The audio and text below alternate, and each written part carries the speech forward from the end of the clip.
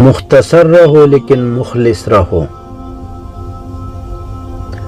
خوش رہنے کا سب سے اچھا طریقہ یہ ہے کہ دوسروں کو خوش رکھنے کی کوشش کی جائے۔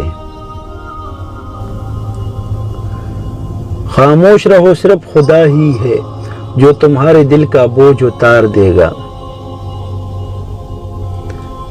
اپنے اندر کی سوچ کو صاف رکھے، کیوں نہ کہ کشتیاں باہر کی پانی سے نہیں اندر کی پانی سے ڈوبتی ہے۔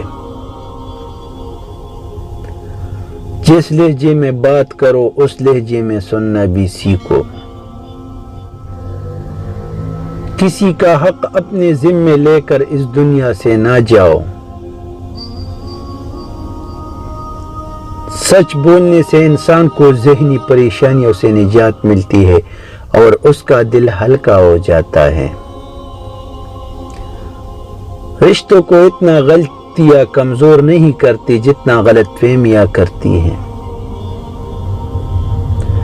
نصیحت کیجیے مگر شرمندہ نہ کیجیے، مقصد دستک دینا ہوتا ہے، دروازہ توڑنا نہیں۔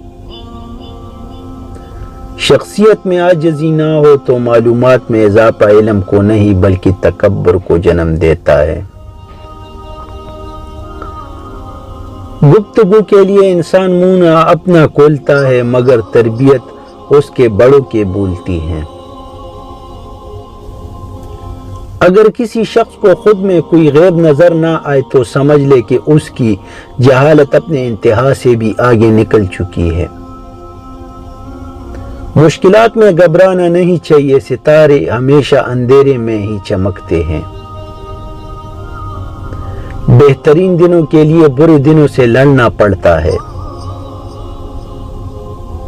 پیسہ حیثیت بدل سکتا ہے، اوقات نہیں۔